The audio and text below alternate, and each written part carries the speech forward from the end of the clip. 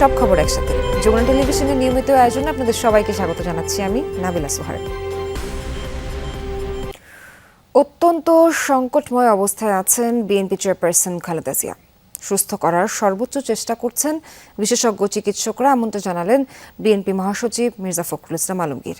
খালেদা জিয়ার সুস্থতা ও রোগ মুক্তি কামনায় শুক্রবার জুমার নামাজ শেষে বিশেষ দোয়া ও মোনাজাতের কর্মসূচি পালন করে বিএনপি। নয়াপল্টন মসজিদে অংশ নেন বিএনপি মহাসচিব মির্জা ফখরুল ইসলাম আলমগীর, সিনিয়র যুগ্ম মহাসচিব রিজভী আহমেদ সহ দলীয় নেতাকর্মীরা।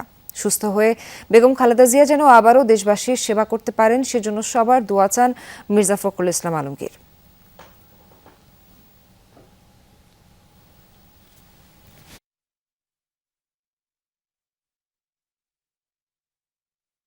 বেগম খালেদা জিয়ার রোগ মুক্তির জন্য পরম করুণাময় আল্লাহ তাআলার কাছে দোয়া চেয়েছি।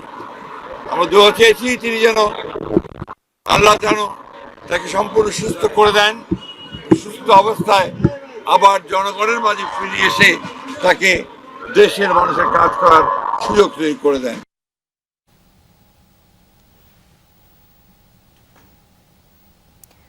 এর আগে জাতীয় প্রেস ক্লাবে বাংলাদেশ ফেডারেল সাংবাদিক ইউনিয়ন বিএফইউজে একাংশের দ্বিবার্ষিক কাউন্সিলে যোগ দেন মির্জা ফখরুল। বলেন, গোটা জাতি নির্বাচনের মধ্য দিয়ে গণতন্ত্রে ফিরে যাবার অপেক্ষায়। সামাজিক যোগাযোগ মাধ্যমে নৈরাজ্য সৃষ্টির চেষ্টা গণতান্ত্রিক যাত্রাকে বাধাগ্রস্ত করছে বলেও জানান বিএনপি মহাসচিব। মত প্রকাশের স্বাধীনতা নিশ্চিত করার বিষয়ে দলের অঙ্গীকার পুনর্ব্যক্ত করেন বিএনপি মহাসচিব। এই সোশ্যাল মিডিয়াতে যেহেতু সেখানে কোনো দায়বদ্ধতা নেই, যা খুশি তাই বলা যায়, এমনভাবে রাজনৈতিক দল, রাজনৈতিক ব্যক্তিত্ব, সামাজিক ব্যক্তিত্ব, ব্যবসায়ী সকলের সম্পর্কে যে নেগেটিভ প্রচারণা চালানো হয়, তাতে করে কিন্তু গণতন্ত্র শক্তিশালী হয় না। এক ধরনের একটা নৈরাজ্য সৃষ্টি করবার চেষ্টা চলছে। এদিকে রাজধানীর বাইরে দেশের বিভিন্ন স্থানীয় বিএনপি চেয়ারপারসন খালেদা জিয়ার সুস্থতা কামনায় দোয়া ও মিলাদ মাহফিল হয়েছে। নাটোরের বঙ্গজল এলাকায় এনডিটিআই জামে মসজিদে দোয়া মাহফিলের আয়োজন করে বিএনপি। এতে অংশ নিয়ে বিএনপি নেতা রুহুল কুদ্দুস তালুকদার দুলু বলেন, দেশের চলমান সংকট সহ আগামী নির্বাচন ও পরবর্তী সময় সংকট কাটাতে খালেদা জিয়াকে প্রয়োজন। পরে বিএনপি চেয়ারপারসনের সুস্থতার জন্য দেশবাসীর কাছে দোয়া চান দুলু। বাংলাদেশের যে সংকট বিরাজমান, আগামী নির্বাচন এবং পরবর্তীকালে যে সংকট আগামী দিনে আসছে, এই সংকটময় মুহূর্তে বেগম খালেদা জিয়াকে এদেশের মানুষের জন্য অত্যন্ত প্রয়োজন। খালেদা জিয়ার সুস্থতা কামনায় দোয়া ও মিলাদ মাহফিল হয়েছে মাদারীপুরেও। জুমার নামাজের পর এর আয়োজন করা হয়। এ সময় বিএনপি ও সহযোগী সংগঠনের নেতাকর্মীরা বেগম খালেদা জিয়ার জন্য দোয়া চান। এদিকে টাঙ্গাইলের বেবি স্ট্যান্ড কবরস্থান মসজিদে জুমার নামাজ শেষে খালেদা জিয়ার রোগ মুক্তি কামনায় দোয়ার আয়োজন করে দলের নেতাকর্মীরা। পরে সাংবাদিকদের কাছে দেশ ও জনগণের কল্যাণে খালেদা জিয়ার অবদান তুলে ধরা হয়।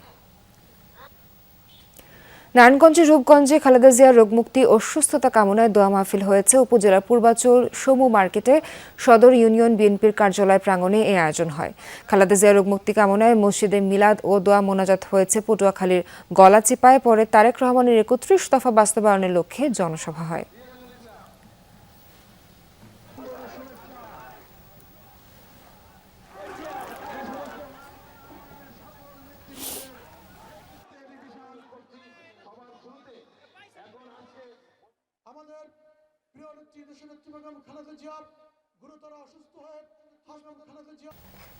দর্শক, যেমনটা জানাচ্ছিলাম, রাজধানীর একটি হাসপাতালে সংকটময় অবস্থায় চিকিৎসাধীন বিএনপি চেয়ারপারসন খালেদা জিয়া। এ বিষয়ে সার্বিক তথ্য জানাতে যুক্ত আছেন সহকর্মী তানভীর সিদ্দিক টিপু।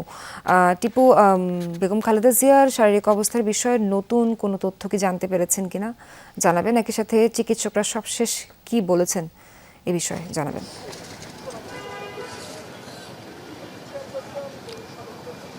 সোহার, নতুন তথ্য বলতে আসলে এই মুহূর্তে কিছুক্ষণ আগে অর্থ উপদেষ্টা আসিফ নজরুল তিনি এভার কেয়ারে এসেছেন, যেখানে খালেদা জিয়া চিকিৎসাধীন রয়েছেন, এবং আগে থেকেই সেখানে বিএনপির মহাসচিব মির্জা ফখরুল ইসলাম আলমগীর অবস্থান করছেন। এবং আসলে এই মুহূর্তে তার যে চিকিৎসা, আপনি জানেন যে তিনি অনেক দিন ধরেই বিভিন্ন রোগে আক্রান্ত। তার হৃদরোগ রয়েছে, আর্থ্রাইটিস রয়েছে, কিডনি এবং লিভারজনিত রোগ রয়েছে। এই মুহূর্তে দেখতেই পাচ্ছেন যে আইন উপদেষ্টা আসিফ নজরুল তিনি বের হয়ে যাচ্ছেন। খালেদা জিয়াকে তিনি কিছুক্ষণ আগে দেখতে এসেছিলেন। আপনি জানেন যে সন্ধ্যা নাগাদ প্রধান উপদেষ্টা একটি বিবৃতিতে খালেদা জিয়ার জন্য দেশবাসীর কাছে দোয়া চেয়েছেন এবং তিনি জানিয়েছেন যে খালেদা জিয়াকে সব ধরনের চিকিৎসা দিতে তার সরকার প্রস্তুত রয়েছে, সব ধরনের সহযোগিতা করতে সরকার প্রস্তুত রয়েছে। একই সাথে তিনি জানিয়েছেন যে সেই বিবৃতিতে বলা হয়েছে যে সব মহলকে এবং এই সংক্রান্ত যারাই রয়েছেন তাদের কাছেও যেন প্রস্তুত থাকতে বলা হয়েছে, যেন খালেদা জিয়ার যে শারীরিক অবস্থা সেটির বিষয়ে সবাই সজাগ থাকেন। আমরা দেখতে পাচ্ছি বিএনপি মহাসচিব মির্জা ফখরুল ইসলাম আলমগীর তিনিও বের হয়ে যাচ্ছেন এবং বিএনপির নেতাকর্মীরা তারা এখানে অবস্থান নিয়েছেন, যারা তাদের দলীয় প্রধান অসুস্থ সেই কারণে কিন্তু সবসময়ই দেখা যায় যে এই হাসপাতালের সামনে বিএনপির নেতাকর্মীরা এখানে অবস্থান গ্রহণ করেন। দুঃখিত, আইন উপদেষ্টা আসিফ নজরুল এবং বিএনপি মহাসচিব মির্জা ফখরুল ইসলাম আলমগীর তারা দুজনেই বের হয়ে চলে গেলেন। ফলে খালেদা জিয়ার শারীরিক অবস্থার ঠিক কী অবস্থায় তিনি এই মুহূর্তে রয়েছেন আমরা সবশেষ তথ্য আসলে যদি তার যিনি ব্যক্তিগত চিকিৎসক রয়েছেন ডাক্তার জাহিদ সহ তার চিকিৎসকরা যখন আমাদেরকে জানাবেন আমরা তখনই আসলে আপনাদেরকে আরও বিস্তারিত জানাতে পারবো। সোহার, টিপু, আমরা আবারও আপনার সঙ্গে যুক্ত হয়ে পরবর্তী আপডেট জেনে নিব। ধন্যবাদ আপনাকে। জামায়াতে ইসলামের প্রচার সমাবেশে হামলার জবাব ভোটের মাধ্যমে দিবে জনগণ। ঢাকা ১৭ আসনের উদ্যোগে যুব ছাত্র ও নাগরিক গণসমাবেশে মন্তব্য করেন দলটির আমির ডক্টর শফিকুর রহমান। শুক্রবার সকালে রাজধানীর ভাসানটেক মাঠে ঢাকা ১৭ আসনের উদ্যোগে যুব ছাত্র ও নাগরিক গণসমাবেশের আয়োজন করে জামায়াতে ইসলামী। অনুষ্ঠানে প্রধান অতিথির বক্তব্যে দলটির আমির ডক্টর শফিকুর রহমান বলেন, দেশের ফ্যাসিবাদের পতন হলেও পুরোপুরি নির্মূল হয়নি। প্রচারে হামলা চালালেও জনগণ দলকে ভুলবে না। প্রচারে হামলা চালালেও জনগণ দলকে ভুলবে না বলে মন্তব্য করেন তিনি। এদিকে রাজধানীর ভিন্ন এক অনুষ্ঠানে দলটির সেক্রেটারি জেনারেল বলেন, দুর্নীতিমুক্ত বাংলাদেশ, সামাজিক ন্যায় বিচার প্রতিষ্ঠার মতো ইস্যুতে দরকার রাজনৈতিক দলগুলোর ঐকমত্য।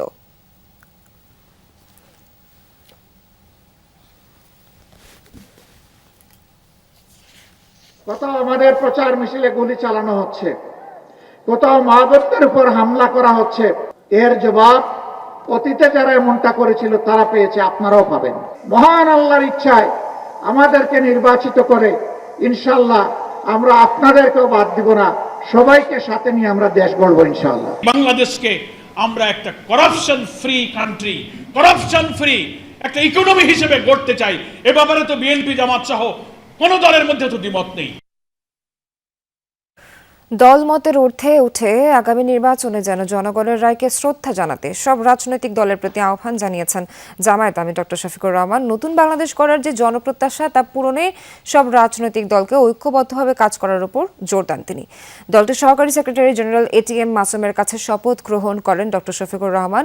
এ সময় আবেগ আপ্লুত হয়ে পড়েন জামায়াত আমির। শপথ পরবর্তী বক্তব্যে ডক্টর শফিকুর রহমান ৪৭, ৫২, ৭১ ও ২৪ শহীদদের স্মরণ করে বলেন, ইতিহাসকে বুকে ধারণ করে আগামীতেও ফ্যাসিবাদের বিরুদ্ধে সজাগ থাকবে এদেশের মানুষ। রাজনৈতিক নেতাদের মান অভিমানে দেশের মানুষ যেন কষ্ট না পায় সেদিকে সবাইকে নজর দেওয়ার আহ্বান জানান তিনি। আগামী ফেব্রুয়ারিতে নির্বাচন হওয়ার কথা। বহুদিনের পিপাসার্থ এদেশের জনগণকে ভোটারকে আল্লাহ তাআলা তার বিশেষ ব্যবস্থাপনায় সীমাহীন দয়া করে একটা সুষ্ঠু নির্বাচনের জন্য ব্যবস্থা করে দেন। এবং এই ক্ষেত্রে আমরা যারা রাজনৈতিক দলগুলো আছি, দলের স্বার্থকে না দেখে জনগণের ভোটের প্রতি শ্রদ্ধা নিবেদন করে আমরা যেন খোলা অন্তরে আগামীর রাজনীতি করতে পারি। আল্লাহ যেন এই তৌফিক দান করেন। ব্রাহ্মণবাড়িয়া শহরের কান্দিপাড়া এলাকায় একজনকে হত্যা ও ৩ গুলিবিদ্ধের ঘটনায় ৭ জনকে আসামি করে মামলা দায়ের হয়েছে, তবে কাউকে আটক করতে পারেনি পুলিশ। এরই মধ্যে হত্যায় জড়িতদের শাস্তির দাবিতে থানায় ঘেরাও করেছে স্বজন ও স্থানীয়রা। শুক্রবার সন্ধ্যা থেকে সাদ্দামের মরদেহ নিয়ে থানা ঘেরাও করে স্বজন ও স্থানীয়রা। হত্যায় জড়িতদের শাস্তির দাবিতে ব্রাহ্মণবাড়িয়া সদর মডেল থানা এলাকায় অবস্থান নেয় তারা। হত্যাকারীদের শনাক্ত করে আইনের আওতায় আনার চেষ্টা চলছে বলে জানিয়েছে পুলিশ। বৃহস্পতিবার সন্ধ্যায় প্রতিপক্ষের এলোপাতাড়ি গুলিতে ৩ জন আহত হওয়ার পর মধ্যরাতে সাদ্দাম নামে এক যুবককে গুলি করে হত্যা করা হয়। পরিবারের অভিযোগ, বাড়ি থেকে ডেকে নিয়ে সাদ্দামকে হত্যা করেছে জেলা স্বেচ্ছাসেবক দলের আহ্বায়ক দেলোয়ার হোসেন দিলীপ ও তার সহযোগীরা। তবে অভিযোগ অস্বীকার করেছেন দিলীপ। আমার ছেলেটার বাড়ি থেকে রেখে নিচ্ছে, এদের সাথে চলে গেছে দিলীপ, এরপর হইলো এই বাবুল আর হইলো ফলাস। আমার সন্দেহ ওরা যখন নিছে ওরাই মারছে। এরা বিভিন্নভাবে ফুসলাচ্ছে যে আপনার ছেলেকে তো আমরা মারি নাই, বা এই মুখটা মারি, এই মুখটা মারি নাই, আপনার ছেলে এদের সঙ্গে গেছে, এরা বলতে পারবে হ্যাঁ হেরাই মনে মারছে। তাইলে হঠাৎ করে তারা থানায় লাশ নিয়ে চলে আসছে এবং তাদের দাবি হচ্ছে যে মামলা না হওয়ার তারা লাশ থানা থেকে নিয়ে যাবে না। তাদেরকে আমরা আশ্বস্ত করছি যে আপনারা এজাহার দেন, এজাহার দিলে আমরা অবশ্যই মামলা নিয়ে নিব। আগুনে ঘর পোড়ার ৩ দিন পরও খোলা আকাশের নিচে দিন কাটছে করাইল বস্তিবাসীর। এতে শীতজনিত রোগবালাইয়ে আক্রান্ত হচ্ছে অনেক শিশু। সময়ের সাথে সাথে স্পষ্ট হচ্ছে করাইল বস্তিতে লাগা আগুনের ক্ষতচিহ্ন। কিছু পাওয়ার আশায় ছাই চাপা ধ্বংসস্তূপ হাতড়ে বেড়াচ্ছেন ক্ষতিগ্রস্তরা। দিন কাটে যেমন তেমন। সূর্য ডুবলে শীতের রাত কাটাতে হয় খোলা আকাশের নিচে। এতে অসুস্থ হয়ে পড়ছে অনেক শিশু। কিছু বেসরকারি উন্নয়ন সংস্থা ও রাজনীতিবিদদের পক্ষ থেকে বিচ্ছিন্নভাবে খাবার ও পোশাক বিতরণ করা হয়েছে, তবে তাকে অপ্রতুল বলছেন বস্তিবাসী। ঘর বাড়ি সব পুড়ে গেছে। আমরা রাস্তার করলে রাস্তায় রাস্তায় ঘুরে বেড়াচ্ছে, কোনো জায়গায় হয়তো বসে বসে একটু ঘুমাইতেছি, কিন্তু আমরা দুতলাতে আছি, দুতলা ছাদ ভাগে তো পড়ে গেছে, কিন্তু আমাদের আর শুয়ের জায়গাটা পরিমাণ না। গ্যাসের আগুনে সবকিছু শেষ। এখন আমরা গুলশানে রাস্তা ছিলাম, রাস্তা থেকে এখন মুসার বাজার রাস্তার মধ্যে গেছি বাদে রাস্তার মানুষ আমরা কাপড় চাপড় দিছে, যার পড়ছে নিচে, যার না পড়ছে নিচে, কিন্তু ভাগতেলে আমরা কিছুই পাইনি। বাউলদের ওপর হামলার প্রতিবাদে রাজধানীর শাহবাগে আয়োজিত গানের আর্তনাদ শীর্ষক অনুষ্ঠানে হামলার অভিযোগ উঠেছে।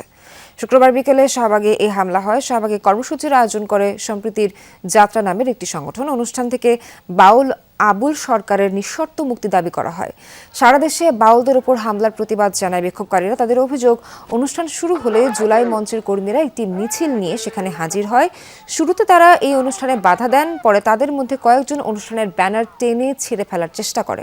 এ সময় উপস্থিত বাউল এবং আয়োজকদের সঙ্গে জুলাই মঞ্চের কর্মীদের বাকবিতণ্ডা হয়, পরে তা হাতাহাতিতে রূপ নেয়। কিছু লোকজন হঠাৎ করে এসে তারা আমাদের এই প্রোগ্রাম করতে দিবে না, তারা বলতেছে যে আবুল সরকারের নাম মুছে ফেলতে হবে। আজকে যেই ঘটনা, আমরা মনে করি যে এটা খুবই ন্যাক্কারজনক এবং এটা প্রতিরোধের মূল দায় সেটা আমি মনে করি যে সরকারের। তো আমরা তাদের প্রতি আহ্বান জানিয়েছি, আপনারা আপনাদের আয়োজনের মধ্য দিয়ে আপনাদের চিন্তার প্রকাশ করেন, আমরা আমাদের আয়োজনের মধ্য দিয়ে করব। আমরা কেউ কারো মতকে চাপিয়ে দেওয়ার চেষ্টা করব। সারা দেশে মাজারে হামলার প্রতিবাদ ও বাউল আবুল সরকারের মুক্তির দাবিতে সমাবেশ ও বিচার গান হয়েছে। শুক্রবার বিকেলে কেন্দ্রীয় শহীদ মিনারে এর আয়োজন করা হয়। সেখানে পালা গানের মাধ্যমে হামলার প্রতিবাদ জানান শিল্পীরা। সমাবেশে যেতে ভক্তদের বাধা ও হুমকি দেওয়ার অভিযোগও করেন তারা। এ সময় বক্তারা বলেন, গণতান্ত্রিক বাংলাদেশে আইনি পথে না হেঁটে ইচ্ছাকৃতভাবে বিশৃঙ্খলা করা হচ্ছে। ধর্মের কার্ড দিয়ে ভোট ব্যাংক বাড়ানোর পরিকল্পনা চলছে বলেও অভিযোগ করেন বক্তারা। তাদের অভিযোগ, আইনশৃঙ্খলা বাহিনীর দুর্বলতার কারণে মাজার ও বাউলদের উপর হামলা ঠেকাতে পারছে না সরকার।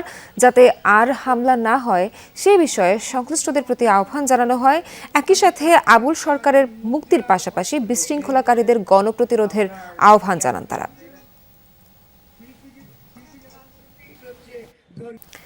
কেউ অপরাধ করলে সেজন্য আইনশৃঙ্খলা বাহিনী আছে, আদালত আছে। আইন নিজের হাতে তুলে না নিতে আলেমদের প্রতি আহ্বান জানিয়েছেন ধর্ম উপদেষ্টা আফম খালিদ হোসেন। শুক্রবার বিকেলে বায়তুল মোকাররম চত্বরে আয়োজিত 24তম আন্তর্জাতিক কিরাত সম্মেলনে এসব কথা বলেন তিনি। উপদেষ্টা আরও বলেন, আমরা এমন কোনো কাজ করব না যাতে নির্বাচন বাধাগ্রস্ত হয়। তিনি জানান, ধর্মীয় বিষয়ের ব্যাখ্যা দিবেন কেবল আলেমগণ। যাদের এই বিষয়ে জ্ঞান নেই তারা ব্যাখ্যা দিলে বিভ্রান্তি হতে পারে। ধর্মের অপব্যাখ্যা করার অধিকার কারও নেই বলেও জানান ধর্ম উপদেষ্টা। যারা শরীয়তের এলম নাই তারা ব্যাখ্যা দিতে গেলে এটা বিভ্রান্তির তৈরি হয়, এটা জনগণের মাঝে উত্তেজনা তৈরি করে। আর আমাদের প্রত্যেকের সীমা আছে। আইনের ব্যাখ্যা দেবেন কোর্ট, ফিকহ ইসলামের ব্যাখ্যা দিবেন ফকিহুল উম্মাহরা ব্যাখ্যা দিবেন, ইসলামের ব্যাখ্যা দিবেন হক্কানি উলামায়ে কেরাম। সেতু নির্মাণ সহ 5 দফা দাবিতে রাজধানীতে সড়ক অবরোধ করল ভোলাবাসী। শুক্রবার বিকাল থেকে শুরু করে প্রায় 3.5 ঘন্টা তারা শাহবাগের ব্যস্ত সড়ক অবরোধ করে রাখে। অবরোধের কারণে মোড়ের সব দিক দিয়ে যান চলাচল বন্ধ হয়ে যায়। কর্মসূচির সামনে রেখে দুপুরের পর থেকেই শাহবাগে জড়ো হতে থাকেন আন্দোলনকারীরা। এরপর রাজধানীর বিভিন্ন এলাকা থেকে ছোট ছোট মিছিল সেখানে যোগ দেয়। আন্দোলনকারীরা বলেন, ভোলা বরিশাল সেতু সহ 5 দফা দাবিতে গেল 18 দিন শান্তিপূর্ণ আন্দোলন করলেও সরকার তাতে আমল দেয়নি। দাবি না মানলে ভোলা থেকে বিদ্যুৎ, গ্যাস ও ইলিশ সরবরাহ বন্ধের হুঁশিয়ারিও দেন তারা।